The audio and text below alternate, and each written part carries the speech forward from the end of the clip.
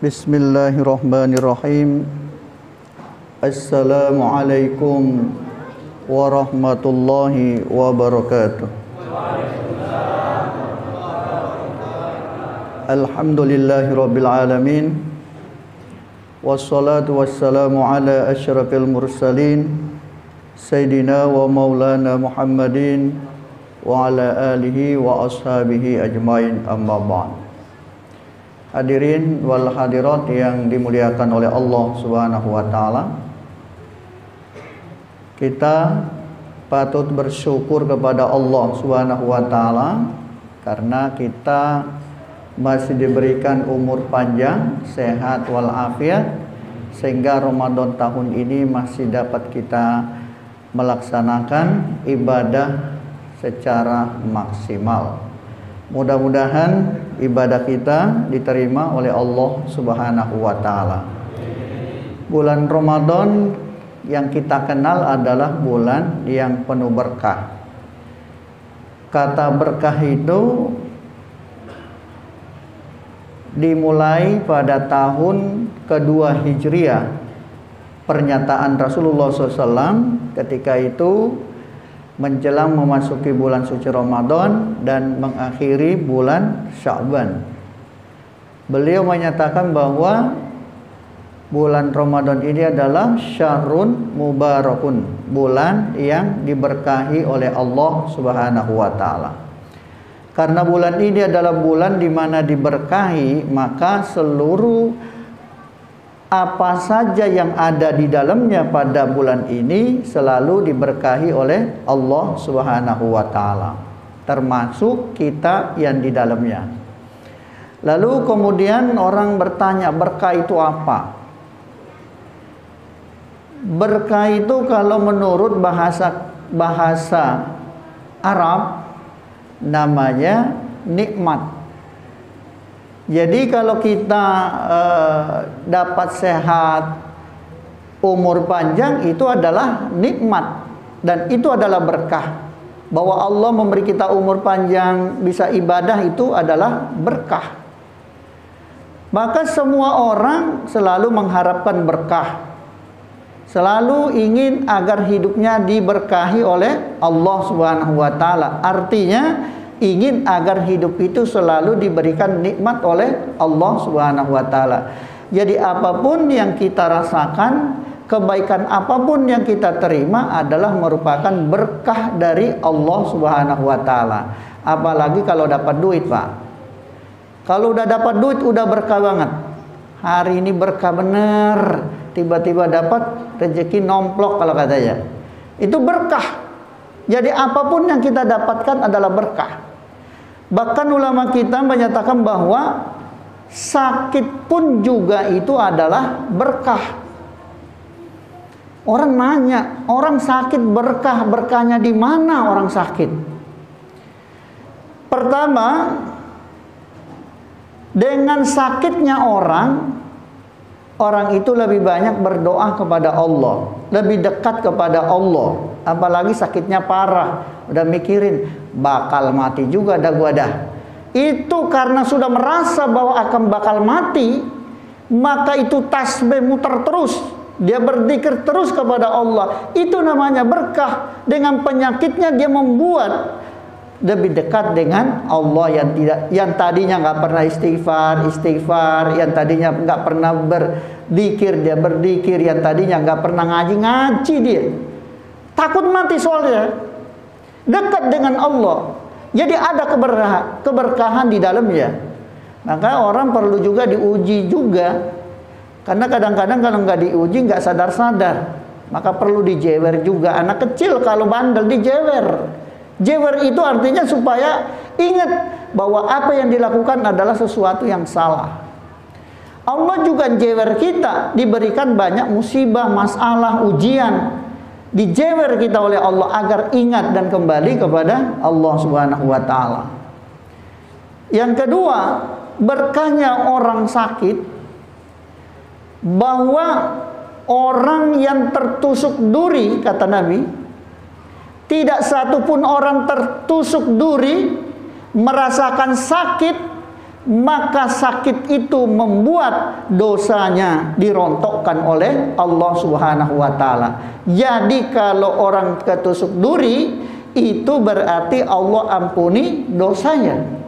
Kalau lebih dari itu, penyakitnya parah, itu berarti Allah memberikan ampunan atas segala kesalahan selama ini. Jadi Allah ampuni dosa orang yang sakit melalui penyakitnya. Itu yang disebut berkah. Karena barangkali banyak orang yang melakukan kesalahan, banyak orang melakukan dosa, tapi cuek-cuek aja, nggak merasa dia salah, nggak merasa bahwa yang dilakukan itu dosa, sehingga perlu diberikan sakit oleh Allah agar melalui sakitnya Allah dapat mengampuni dosa-dosanya. Itu namanya berkah. Nah, hadirin hadirat yang dimuliakan oleh Allah. Lalu Imam Ghazali mendefinisikan berkah itu. Berkah itu adalah ziyadatul khair. Berkah itu adalah menambah kebaikan. Jadi kalau orang umurnya panjang, dikasih umur panjang, dikasih umur sehat, itu berkah. Maka keberkahan umur itu bisa dijadikan sebagai sarana untuk menambah kebaikan kita. Fa idza faragta fansab wa ila rabbika farghab. Jadi kalau orang hidupnya berkah, habis sholat nggak langsung pulang, nggak langsung bubar. Apa yang dilakukan setelah dia sholat? Dia berzikir dulu, dia beristighfar dulu. Karena Allah yang mengatakan kalau selesai kamu kerjakan sesuatu, pindah kepada pekerjaan yang berikutnya. Jadi habis sholat, zikir lagi. Habis dia zikir, dia berdoa. Itu namanya hidup berkah. Umur berkah. Orang tidur di waktu malam, dia bangun. Dia bangun sholat tahajud, sementara orang-orang tidur. Orang tidur, dia baca Quran. Orang tidur, dia istighfar. Itu namanya hidupnya berkah. Enggak ngeluh. Bangun itu sesuatu yang enak buat dia. Enteng aja dia bangun. Itu namanya hidupnya berkah. Karena itu orang yang berkah hidupnya selalu bertambah kebaikannya. Bukan cuma sholatnya, tetapi kebaikan sosialnya pun juga bertambah. Pelitnya hilang, dermawannya muncul. Itu namanya berkah hidupnya, bisa menambah kebaikannya. Itu berkah. Jadi berkah itu ziyadatul khair, bertambahnya kebaikan-kebaikan. Di dalam bulan Ramadan, berkahnya Ramadan adalah man adda man taqarraba bi khaslatin bi khairin kana kaman adda faridatan fi masiwahu. Siapa yang berbuat baik di bulan Ramadan yang sifatnya sunnah, sedekah, sholat, tarawih, maka itu nilainya di sisi Allah sama dengan melaksanakan yang fardu. Jadi nilai sunnah-sunnah yang kita lakukan di bulan Ramadan akan mendapatkan nilai fardu di sisi Allah Subhanahu wa taala. Besar nilainya. Nah, hadirin, itu namanya berkah. Yang sunnah bernilai fardu.